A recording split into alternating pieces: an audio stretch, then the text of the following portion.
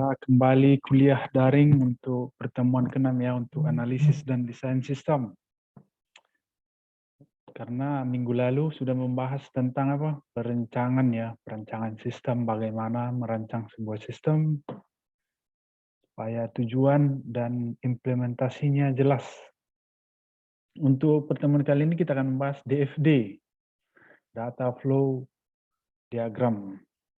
Jadi disinilah mempelajari bagaimana membuat sebuah penelitian, alurnya dari mana, prosesnya bagaimana di DFD ini. DFD, Data Flow Diagram.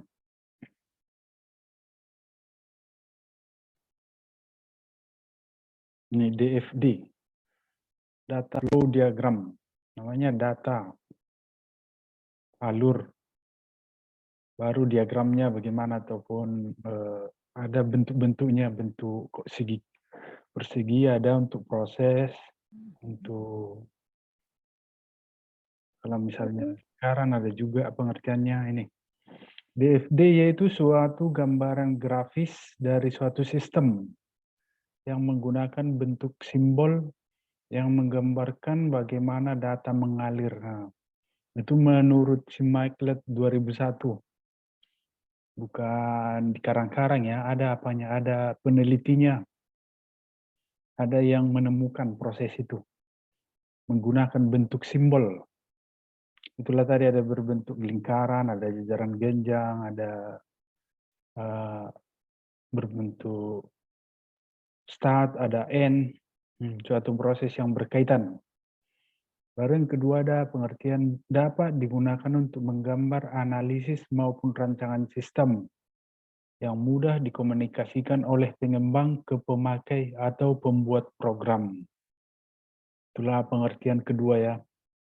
Baru digunakan untuk menggambarkan proses bisnis yang terjadi dan hubungannya dengan data. Jadi segala sesuatu nanti yang digambarkan ada hubungan data. Jadi ini biasanya ini di penelitian ini ada di bab 3 ya. Kalau kita melihat sebuah DFD di bab 3, kita langsung tahu alurnya kemana.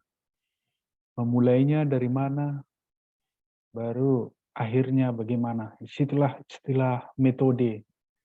Di DFD ini kita tahu kemana tujuan dari penelitian itu. Disebut juga diagram aliran data atau DAD, yang terdiri dari diagram konteks, yang menyebut diagram konteks sebagai diagram level 0. Ada diagram level, nanti ada diagram 1, 2, 3. Baru dapat digambarkan dengan case tool, seperti Power Designer pada bagian 6 nih, ada Smart Draw. Jadi bisa kita gambarkan melalui ada tools-tools dengan menggunakan aplikasi-aplikasi tertentu. Sertai kamus data, aliran data yang mendeskripsikan data yang mengalir dalam aliran data. Mendeskripsikan, menjelaskan aliran data itu bagaimana. Baru kamus aliran data. Kamus data yang menyatakan elemen ataupun bentuk-bentuk bagian-bagian data, aliran data, data flow diagram. Isi kamus data ada namanya, nama alirannya, alias. Baru keterangannya, baru ada kamus data dari mana, mau kemana, baru struktur data, baru ada komentar. Di komentar ini pun bisa dijelaskan alirannya. Di komentar ini kita bisa menerangkan daripada si DFD. Ini ya, nih suatu gambaran grafis. Itu menurut Schmicklet. Untuk kamus ada nama aliran, ada alias.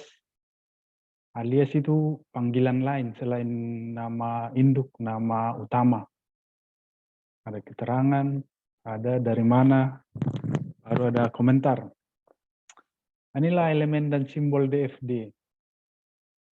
Kalau persegi panjang itu ada namanya terminator atau entitas eksternal. Baru yang bulat ini contohnya itu mencatat buku terjual, misalnya di proses ini, proses. Kalau untuk simbol proses inilah bulat. Ada namanya data transfer ini ya. Simbol saving panah ke kanan. Itulah aliran data ataupun data flow. Flow itu aliran. Baru ada simbol barang atau ini. Data store, inilah pusat data ataupun database-nya. Inilah elemen dan simbol DFD. Jadi biar tahu kita kan nggak asal dibuat untuk simbol-simbol sebuah elemen ataupun DFD. Entitas eksternal, inilah yang persegi panjang tadi ya, penjelasannya. Entitas di luar sistem yang berkomunikasi, berhubungan langsung dengan sistem. Bisa berupa orang, sekelompok orang, organisasi, departemen atau sistem yang berada di luar sistem tersebut atau sistem yang dibuat. Jadi ini kelompok, dikelompokkan dia, makanya simbolnya persegi, persegi panjang. Ada persegi panjang, panahnya ke kanan, ada yang ini, masuk dan input. Ini. Baru ada yang input. Ini outputnya. Ini tujuan, sumber, dan tujuan. Sumbernya dari mana? Ini panahnya ke sana. Tujuannya kemana? Dia dari awal ini, dari kiri. Kalau untuk sumber dan tujuan, simbolnya ini. Panah ke kiri, ada panah ke kanan dengan menempel di persegi panjang. Inilah terminator ataupun entitas. Entitas itu pengenal di luar sistem yang berhubungan dengan sistem.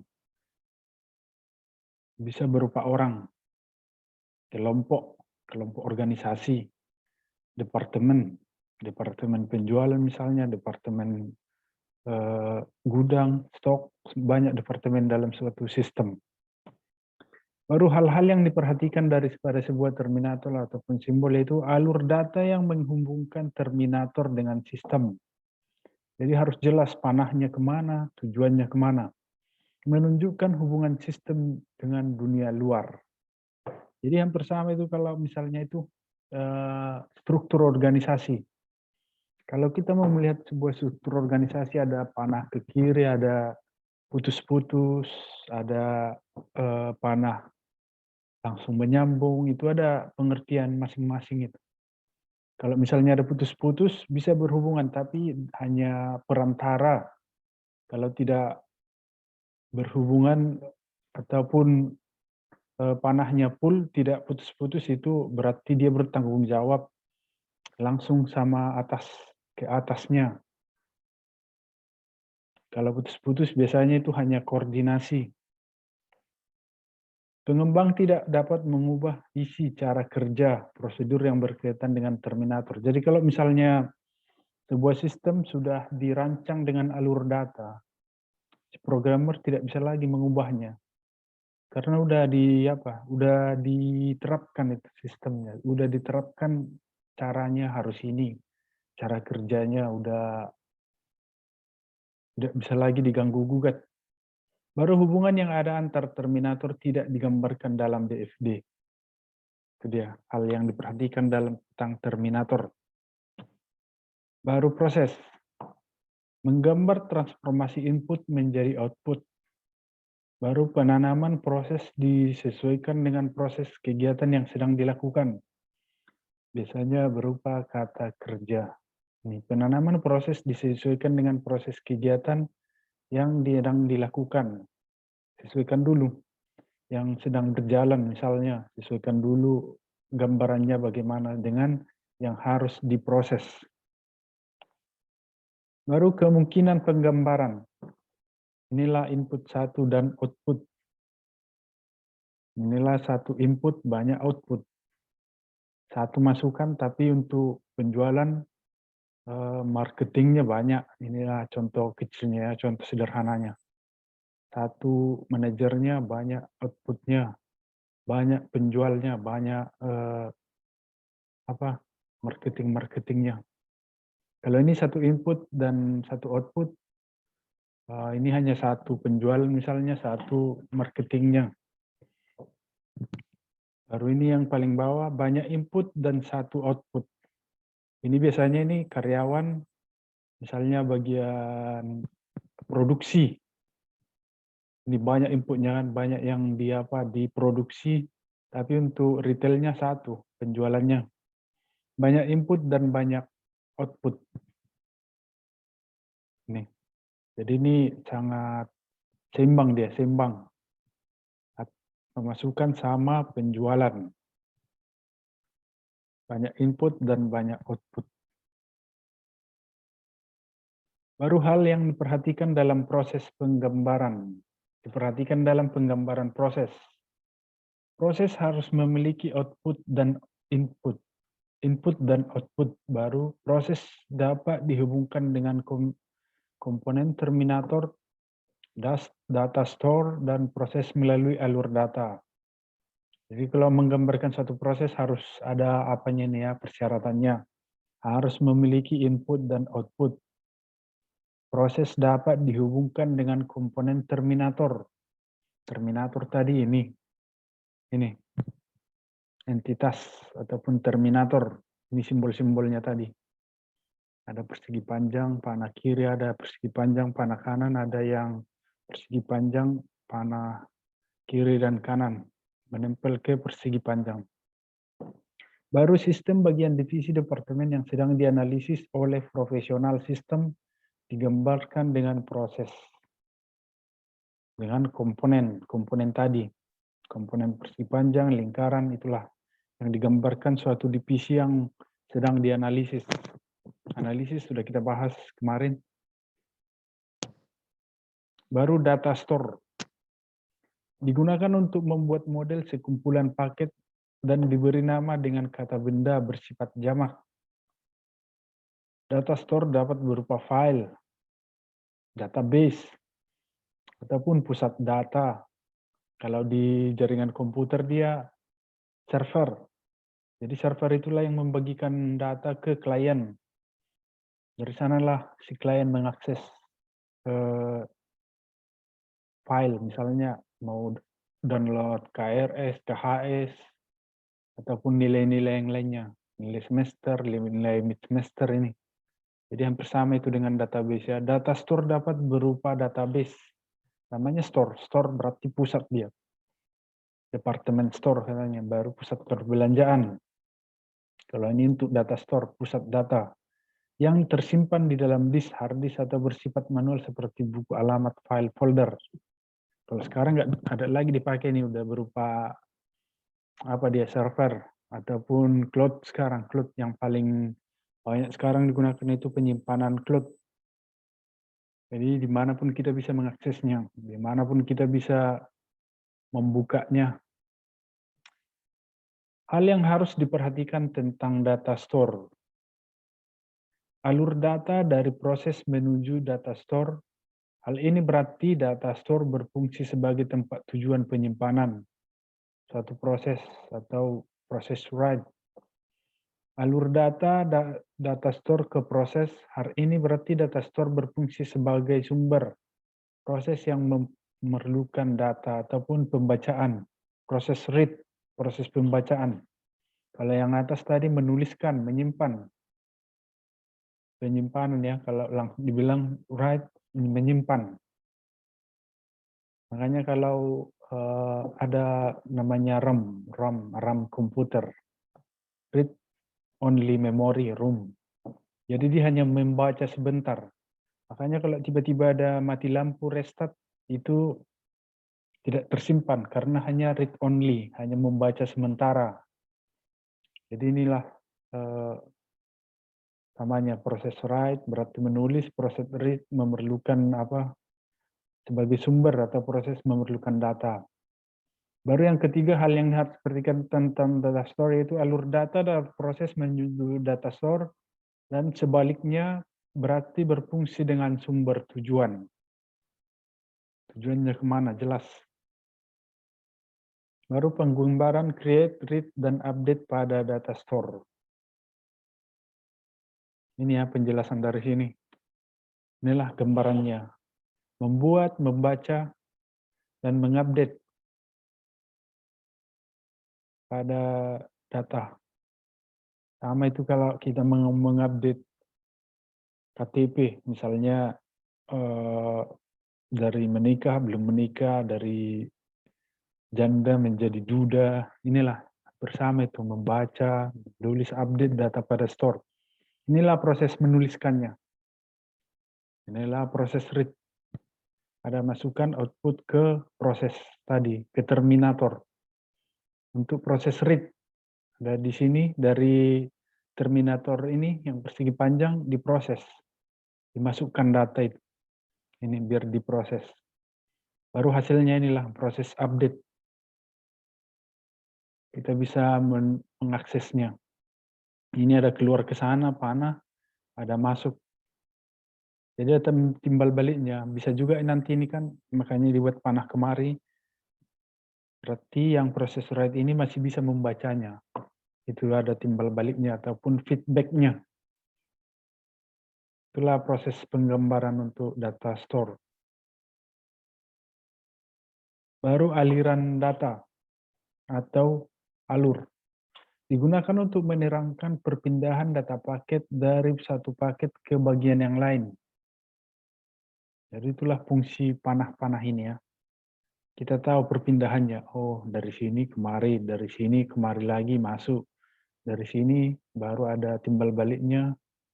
Ini itulah fungsinya ini. Digunakan untuk menerangkan perpindahan data paket dari suatu bagian ke bagian yang lain. Dari proses input ke proses output, ada lagi pengolahan data.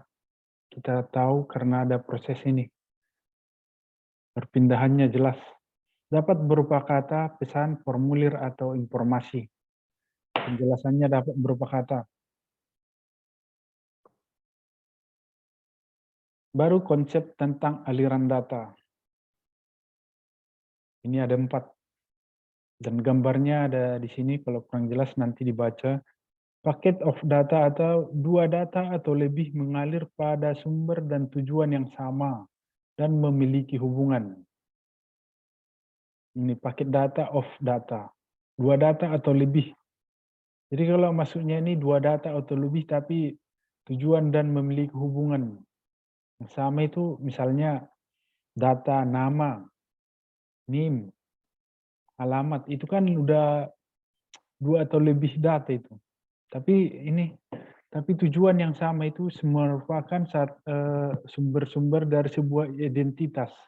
Kalau tidak ada nama, harus ada alamat, harus ada tanggal lahir, itu merupakan salah satu pengertian daripada ini, packet of data, dua atau lebih. Itu kan udah dua atau lebih itu, data, nama, alamat, NIM, nilai. Karena itu nggak bisa terpisah dari sebuah identitas. Jenis kelamin, itu maksudnya di sini, mengalir pada sumber dan tujuan yang sama dan memiliki hubungan. Kalau kita misalnya nggak tahu jenis kelaminnya, berarti bingung juga kan, berarti ini hubungannya nggak ada. Jadi memiliki hubungan dia, dua atau lebih. Baru ada yang kedua, ada 4 konsep. Diverging data flow, sumber sama tujuan, berbeda atau kompleks. Inilah gambarannya. Ada bulatan, baru ada proses terminator. Ada yang ketiga, konsep aliran data itu converging data flow. Beberapa alur data yang berbeda mengalir ke satu tujuan.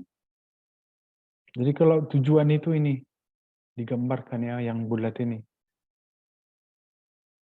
Inilah data. Baru tujuannya ini, persegi panjang ini. Kalau misalnya dua, ini data berbeda, ini kan berbeda datanya.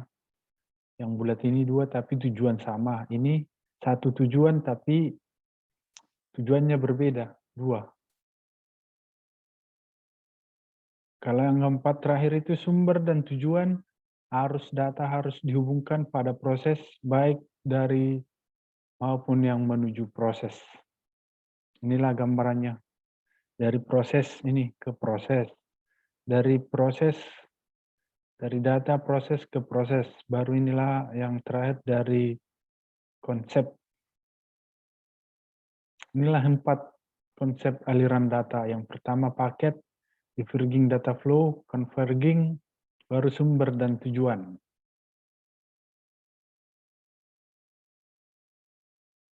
Baru levelisasi DFD. Inilah tadi ada DFD level 1, level 2, jadi saling berhubungan. Inilah diagram konteks level 0 yang paling atas. Ini ABC, bisa nanti dilihat alur-alurnya kenapa disebut level 1, kenapa disebut level 2. Ini DFD level 2 dan proses nomor 3. Prosesnya sangat panjang. Baru cara menggambar DFD, ini data flow diagram. Pahami proses bisnis yang ada dan rencanakan proses. Pahami dulu apa yang mau kalian buat, apa yang mau kalian ceritakan di satu sistem tadi. Baru stakeholder serta data apa saja yang terlibat dalam sistem baru. Buat diagram konteks, buat diagram level 1, buat diagram level 2. Jadi diagram 1 ini kan inilah pokoknya diagram level 0. Setelah itu baru dikembangkan dia. Kemana lagi bisa diurutkan misalnya mau diproses data tersebut. Bisakah langsung koneksi ke stok, bisakah koneksi ke marketing misalnya, jadi dikembangkan dia di level ini, level 1. Itu maksudnya daripada ini. Buat diagram level 1, buat diagram level 2, kalau misalnya level 1 belum cukup, misalnya harus terhubung lagi ke sana, harus terhubung lagi ke sana biar lebih komplit, biar lebih gampang dicari, terhubung lagi ke sana. Kalau misalnya udah stop sampai level 2, ya udah langsung aja ke ini terakhir. Gak usah buat lagi nih proses nomor 3. Itu udah komplit terakhir sampai di situ aja, buat aja langsung N ataupun outputnya. Itu dia untuk proses menggambar DFD. Baru contoh diagram konteks atau sistem royalti. Royalti berarti ada cabangnya, ada sub bagian. Royalti, tahu royalti kan? Itu pembagian kalau di suatu hak cipta lagu itu disebut dengan royalti. Pembagian keuntungan. Kalau ada ciptaan lagu misalnya si Rosan ada ciptaan lagunya dinyanyikan di sebuah film jadi apa namanya itu ya, kalau misalnya soundtrack sebuah film itu dapat royalti ke penyanyinya, ke pencipta. Jadi nggak sembarangan itu di copy paste ataupun dipasang di sebuah film. Ada istilah royalti. Jadi sama ini dengan contoh diagram konteks sistem royalti. Ada bagian penjualan, ada manajer keuangan, ada pengarang, ada bank. Ini ada transfer, bukti transfer, ada surat pemberitahuan. Baru ada persetujuan, ada rancangan. Kalau di sini dia semua ikut ambil bagian. Itu dia pengertian daripada royalti di sebuah diagram konteks ini. Entry kamus aliran data. Ini selalu berhubungan. Inilah royalti. Ada bagian penjualan, ada bank. Jadi setiap sistem itu, apalagi zaman sekarang itu selalu diikutkan bank. Baik itu misalnya di kampus, pembayaran uang kuliah harus siapa dulu kan, menggunakan virtual account, harus ada bukti pembayaran dari bank, baru bisa nanti ke sistem kampus. Ada manajer keuangan, ada pengarang, penciptaannya. Itulah untuk diagram konteks royalti. Kalau untuk DFD level satunya ini ya, bagian penjualan, ini ada alurnya. Di level 1 aja dia udah agak ribet. Ini level 2.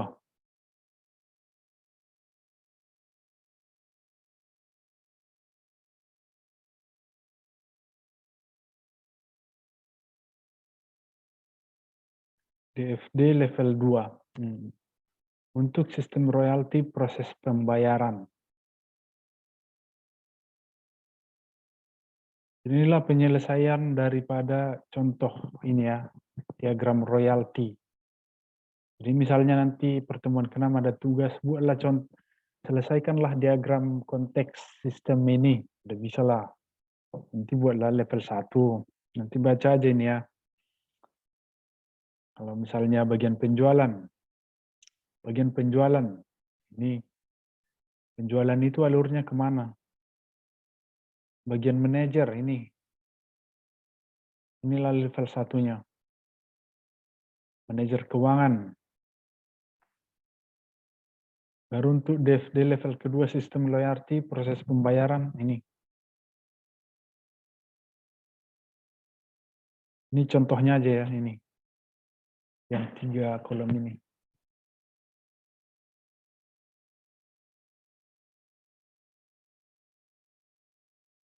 Kalau misalnya ada tugas, buatlah contoh diagram dengan menggunakan DFD sistem royalty. Bisalah dicoba-coba. Oke, sampai di situ penjelasan tentang data flow diagram. Jadi nanti sudah bisalah menggambarkan sebuah sistem dengan menggunakan DFD. Dengan menggunakan tanda-tanda. Ini enggak enggak terfokus ke bagian penjualan. Bisa nanti kalian buat ini bagian stok. Jangan terfokus langsung ke sini. Ini hanya simbol. Yang jelas ini terminator persegi panjang bentuknya ini. Kalau untuk ini proses mencatat buku terjual. Ini hanya sebuah contoh ini. Bisa mencatat penjualan, mencatat barang yang terjual, mencatat stok. Yang jelas ini proses. Yang bulat proses. Nyata aja kalau bulat dia proses. Kalau untuk ini panah, oh berarti panah, alir. Itulah flow-nya.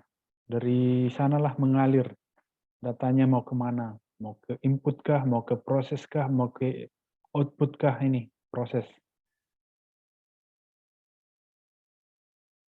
Jadi nggak bingung lagi kan kalau ada misalnya melihat sebuah struktur organisasi di sebuah pintu ataupun di dinding perusahaan. Oh, kalau ada tanda panah berarti itu aliran datanya misalnya dari manajer penjualan ke sales.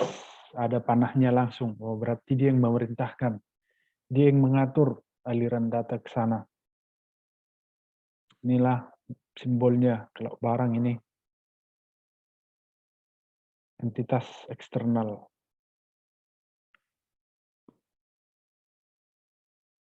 Contohnya tadi ini, cara menggambarnya. Ini proses write, proses read, update. Tuliskan cara proses pada penggambaran DFD pada read. Udah bisa ini proses read, update, write. 4 konsep aliran data. Ini ada gambarnya sama penjelasannya tadi udah.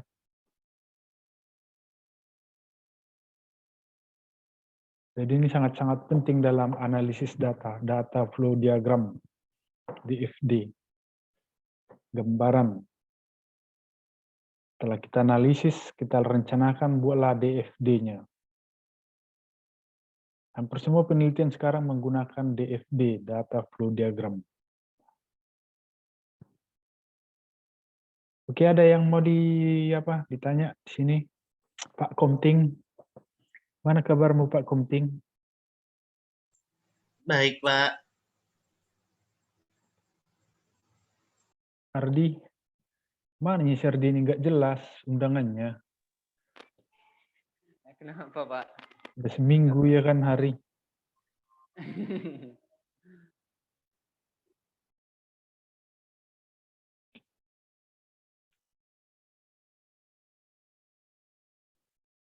Oke, langsung diisi nanti absennya ya. Iya, Pak. Jelas sebelum kalian bacalah nanti bahannya. Mungkin pertemuan ke-6 ada, kita buatlah tugas ya. Contoh diagram membuat DFD, level 1, biar bisa dikembangkan ke level 2 bagaimana, biar lebih tahu itu bentuknya apa aja. Biar ada nilai tambahan untuk MIT, minimal D ya kan hari. Janganlah, Pak. Ya kan, udah lumayan itu ah. Kira nanti tiba-tiba mati nggak enak. Kalian baca lah ya. Oke, Pak. Nanti langsung isi absennya biar kita langsung masukkan ke syakat. Oke Hardi, selamat berpuasa ya Hardi JS. Ya, Pak. Oke, selamat siang ya. Siang, Pak. Makasih, Pak. Apa, Pak?